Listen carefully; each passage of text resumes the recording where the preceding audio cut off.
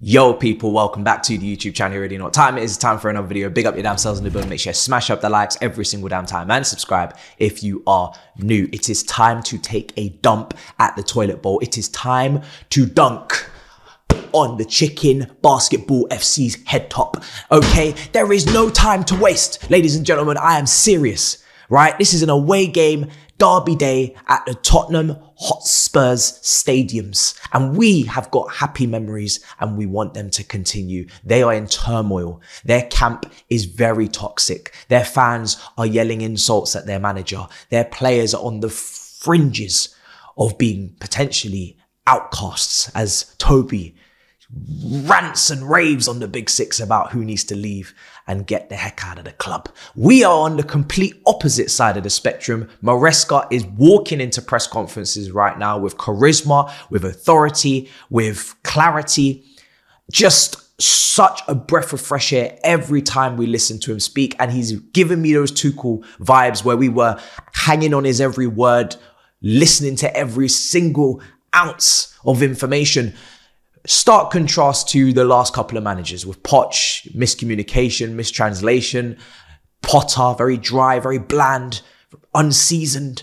This is much more enjoyable. He is just whooping ass with his words, but also with his tactics. We are just so grateful. I'll be honest. I'm just loving being a Chelsea fan right now. I'm sure you guys are as well. It's just beautiful. We haven't won anything, but it's about the friends you make along the way. And hopefully we're not making many because people are starting to understand that we are a very good side, not to be disrespecting anymore like we have been last couple of seasons. And it's just important that we keep the winning feeling going and we win this match as well. Maresca in the press conference, I mean, whether it's his Italian, friend giving him another title contender press question, or it's even just the fact that he's able to, with no CV of winning major honours, with no massive experience in a manager's hot seat, he's able to criticise publicly Reece James's leadership, Madueke's, work rate, and these players are receptive. They're taking in the information. They're not going against him. There's no drama in the club. He is keeping things calm, keeping things composed, and he is setting the tone. And again, over the last couple of years, it's been dramas, controversies with captains and penalty takers. Now everything just feels so calm, just so beautiful. And I'm not taking this moment for granted because we have been through the mud and we're starting, well, we are very much coming out of it, already out of it, you could say. So really impressed with the way that he's managing the club and the situation at this current moment. Like I said, with Madueke, he was very receptive to the information, saying that the coach is very honest. He's very truthful. He's very, clear and crystal clear in the press conferences. He's not giving you any room to misinterpret. He's not confusing. He's straight down, straight down the middle. You understand what he's saying. And in terms of what he talks about tactically, it's always refreshing to be shocked and be surprised about what he might throw up. And that is why this preview is almost a bit pointless. Although I have massive questions and queries about who's going to play where, and we're going to discuss it. At this point, we're just shooting in the dark because this guy, he will throw up a curveball every day and we don't know which way he's going to play. So let's see. But let's start with the comments he made about, Caicedo and Enzo Fernandez, obviously two high price tag midfielders. We saw Caicedo kind of pointing to Enzo a couple of games ago, kind of trying to give him the praise, give him the accolades, which was wonderful to see because they've both gone through adversity. Caicedo, he didn't rule out that he would be a right back, an inverted right back in the future. Obviously, that gives us a bit of security with Reece James being out and also Achampong not having that new deal done yet, but also just showcases how good Caicedo is, that he can be trusted to play in these multiple positions with these many responsibilities. He then goes on to talk about Enzo, and he kind of mentioned him, if you see on the quote, and a tackle was used. And it tells me now, when he has called for maybe a bit more physicality in the midfield with Lavia and Caicedo, he's spoken about potentially, who knows, we may even go and get a more physical, midfielder in the future. Maybe if it's not an Okachuku because he's not getting much game time, maybe it is a purchase, or it's an Andre Santos who's a little bit more nitty gritty and wins those tackles and interceptions. The point being is that Enzo is now maybe being seen as a half space player, as a really far forward midfielder. And that's not too dissimilar from what we saw last season when he was playing in the half spaces, or he was asked to be box to box, or even crazily enough, make runs in behind. But he's getting his goals, he's getting his assists, and I am just loving the fact that he is starting to repay the faith. Not really the price, more the faith, because everybody was gassed when he arrived. Everybody was excited. I've always said I rate him. I think if he doesn't work out here, he'll be at Real Madrid. That just you know, and people laugh, you know, if they don't watch him or they don't really rate him, they'll say, oh, that's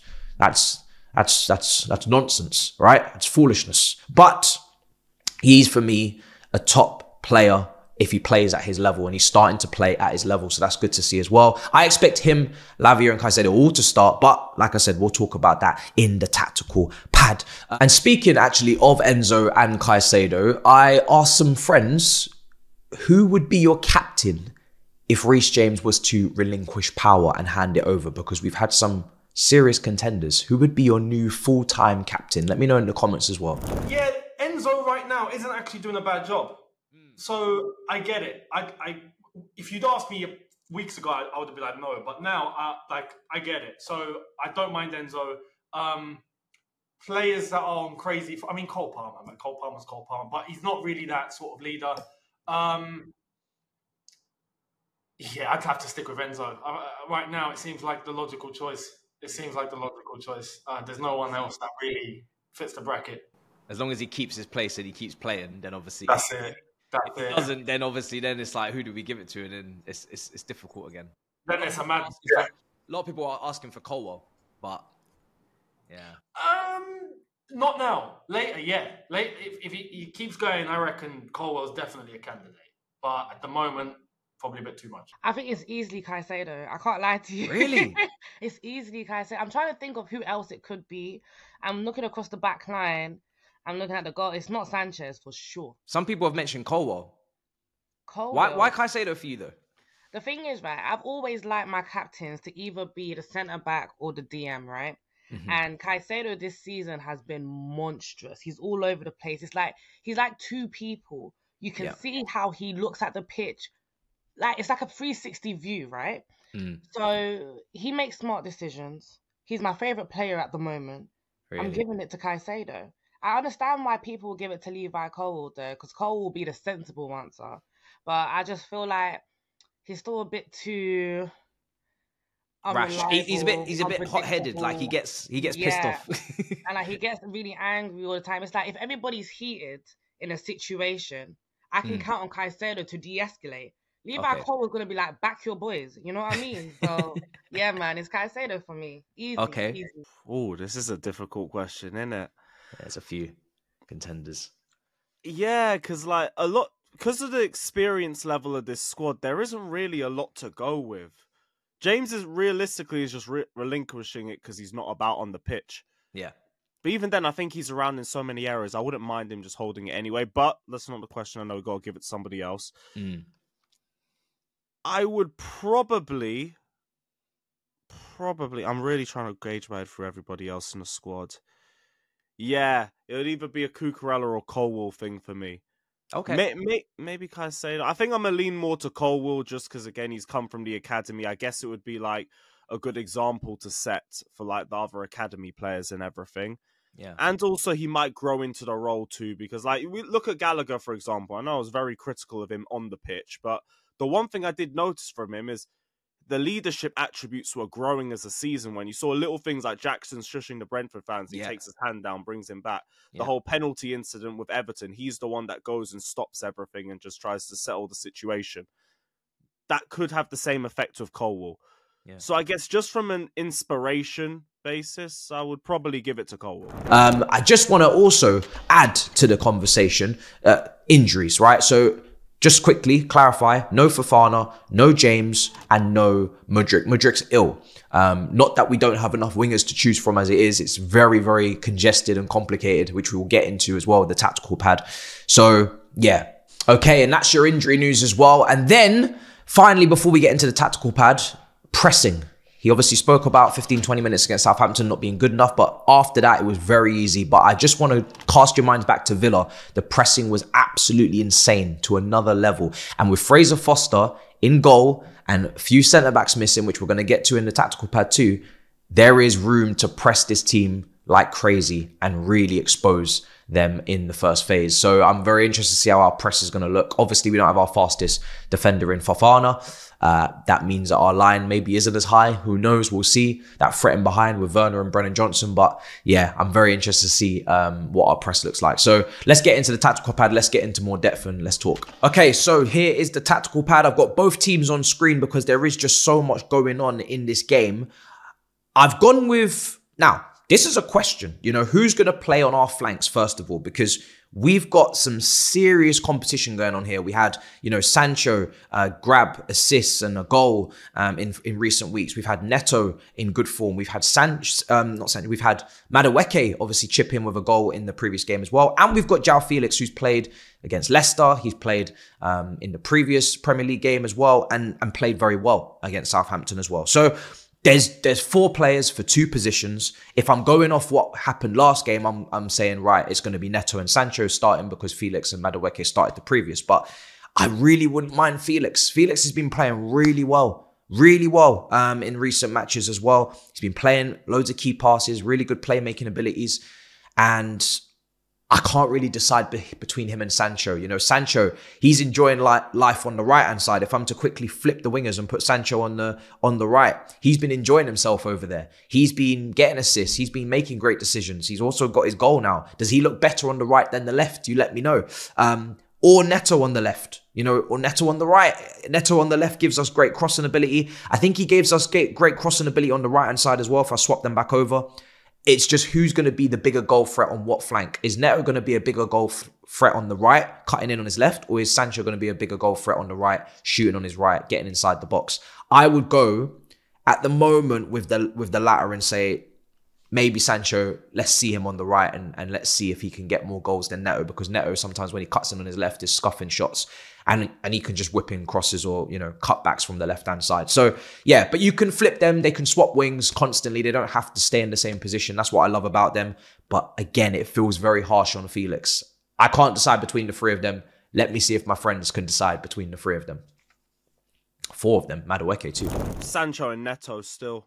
Really? No Felix? I'd still stick with them. Because like the thing I like about both of them is that they're good on either sides of the pitch. If something don't work, you can switch up with the pair.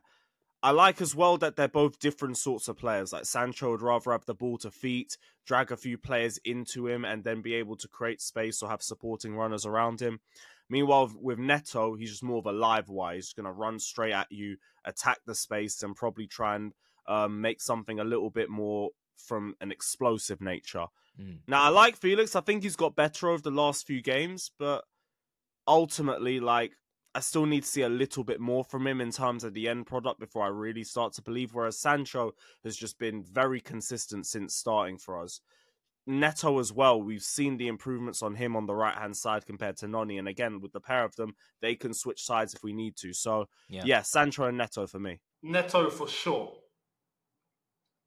Oh, man. And what flank also? Let me know. Neto on the right. If Palmer's down the middle, Neto on the right. And oh man, that's a terrible question. Nah, you know what? I'll give it to Sancho. Felix is killing. Felix is actually playing really well at the moment, but I'd give it to Sancho because I'd want what he's done in the last game to keep going. So I'd go Sancho, Neto. But Felix has been playing and he's been playing well, and we do need that Felix role. So I'll go with Sancho and Neto just for the sake of the question. A lot of them are in form. I mean, they're all playing pretty well. Matisse, that's a sticky one. Because we know Palmer's in the 10. Obviously, Palmer's 10, fine. It's really difficult. I'm not going to lie to you. You know, I'm a Sancho lover. Like, Sancho's one of my favourite players. You know, you've been knowing from day one. Sancho. He's one of my favourite players. But I'm leaving him on the bench for this one. And I'm bringing in Pedro Neto on that left-hand side. And this one's controversial. You lot don't get onto me. Oh. Madueke is needed in this match. He's needed in this match. I know going forward, he's a little bit questionable. I understand he doesn't make the best decisions in the final third. But you see his defensive recovery, is something that goes underrated so heavily. And I feel like if he's focusing a little bit more on that tracking back, Cole Palmer can shift to the right, and I feel like Cole works the best on the right hand side anyway. Shift to the right a little bit, just find the pieces to the puzzle that way. And I'm leaving Madueke in there. I'm putting Pedro Neto on the left. Okay, so that's one element of the game that I'm looking forward to seeing. Obviously, you can see Spence is playing next to Dragonson because potentially Davies is out along with Romero and Van der Ven. Maybe one of them will make it back, but if they don't, I'm expecting Jackson to handle business against these backup centre-backs and obviously the keeper. We mentioned earlier the press and the lack of ball playing ability without Vicario. But let's move on to the midfield. This is the next part that I'm very interested to see as well. Is it going to be Lavia, Caicedo and Enzo? I think it will, right? We've seen Enzo now playing more attacking positions, which allows Lavia and Caicedo to play together. And especially if the manager, and we don't know what Ange Postecoglou is going to do, he might go Maddison and Kulusevski together in the eights just to be really attacking, really progressive, really threatening, because it is almost a must-win game or a must-not-lose for him at this point. He's under a lot of pressure. It's a derby. Or we might see what they did against Man City, and they might just bring in Kulusevski to the right-hand side and put Basuma in the midfield to just tighten it up and maybe just pay more attention and give more credibility to, well, pay more respect to our attacking midfielders and try and, line up like that instead. And then Kulusevski comes inside. He makes it a 4 in the box. And then maybe it's Son and Solanke up front and it looks more like that. That is two different ways you could go. Regardless of which way we go, we're going to need to make sure that Caicedo and Lavia are in there because I do think he's going to go quite aggressive. Now, he has taken Maddison out the team before. There's no, saying he might not do that again. You could take Maddison out the side and maybe you could throw in, let's see, Brennan Johnson back into the mix. And then maybe it becomes Son on the left, Solanke up front, and Kulusevski down the middle. It could also be Timo Werner if they're looking for pace, if they're going to go low block, which I don't think Ange Postecoglou ever does. And then maybe you have some pace in behind. But I think that's more off the bench. He'll bring Werner on and try and expose that space that we may leave. But let me ask some friends a very important question. What would you do if Caicedo had to mark one player between Kulusevski and Maddison if they were both playing? Kulusevski. I reckon whoever is sitting deeper, that's going to be the job for Maddison. But Kulusevski is the man, despite Tottenham playing atrocious at the moment, which I'm all ears for. Right. But Kulusevski is the one that can make a difference in there, and I'd want to shut him down. If we shut down Kulusevski, I think we've got the midfield locked up. So Caicedo runs. Caicedo has the most energy. He's the one who's meant to be, the destroyer. I'm going with Caicedo to mark Kulusevski. I'd probably have him more on Maddison, if anything, just based off. I'm thinking more like positions on the pitch and everything, because Kulusevski's more going to be on the right-hand side. He's going to be more of a Cucurella issue. And yeah, if anything, we could have Caicedo coming off the right-hand side as well. It depends on if we stick to the same tactics as the Aston Villa game. So on ability, I'd say Kulusevski. In terms of the way I think the game's going to go out, I have him on Maddison. Okay. I feel like Kulusevski, he can run riot, right? And I do not take that away from him at all. But I do feel like our defense can have him. Maddison, he's that sneaky little fox in the box kind of central midfielder. And I'm looking at him thinking, your creativity can come from anywhere on that pitch. So you lock down Maddison and then you lock down Tottenham. As we've all seen, when Maddison's not having a good game, Tottenham is not having a good game. And Maddison's not playing, Tottenham are shambles. So for me, it's going to be Maddison. Kulusevski, our defenders can handle that, man. And there you have it. So that is the state of play. Those are the different ideas. I think the centre-back positions with Badiashile, Cole Walker-Correa, you let me know what you think in regards to that. Sanchez is confirmed to start in goal. And obviously, yeah, this is going to be a massive monumental game. We know that Caicedo can go to right back and Enzo can drop in there. So that's why I've gone with Badiashile on the right side. I don't think he's had a particularly poor game on the right side despite being left-footed. So I'm not really afraid of it. I think he's done it at Monaco before. And my score prediction is 3-1. I think we're going to win the game. We've got score predictions from my friends as well. Oh, mate, look, I know you've been coming with chest, yeah? Like to everybody. This game, I'm coming with... If there was something more than chest, I would say, yeah? But I honestly think we have what it takes to destroy Tottenham on the weekend and put the final nail in the coffin. So I am going You know what? I'm going to do it. Actually, no, not 4-1. I'm going to go 4-2 Chelsea. No, but I will say everyone is trying to get us involved. And it's like, you lot really want us to be involved in that title race. And if we're there in a few months, maybe I'll listen. But until then, I don't see why we need to fall to the peer pressure when we did well to ignore your pressure when you were telling us that the club was rubbed out a few months ago. Like, I notice it is also the same typical fans up in North London who have a habit of jumping the gun too early and winning nothing. And now they want us to jump the gun a bit too early and then criticize us if we win nothing. We are not like you. So we're going to think a little bit differently and we're going to use common sense, which isn't common in North London. But to answer that question, no, we're not in a title race, my friend. Splendid answer. What's your score prediction for this game, bro? This game coming up? I won't even front. I think we could do 4-1 again. Like, they look so there for the taking. And like, if you want me to have a bit of chest, here's where I'm going to have a bit of chest in it. Yeah. Cool. I think we can beat Tottenham. We can go out there and make a statement. Finally beat a big six club. Now, I don't think we'll keep a clean sheet. Like, there'll be a bozo moment somewhere within the game. They're an attacking side as well. They'll probably force the mistake out of us.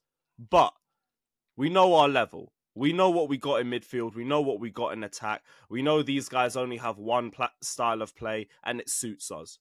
So, goals on both sides. We'll win, get another win at Lightwork Lane, and keep it stepping. The thing is, right, I've been watching you, Matisse. You know me, I've been watching you, and you've been shying away from this title race conversation. You've been shying away, you've been deflecting. I was with Grizz the other day. He was like, Matisse is saying you're in a title race, brother.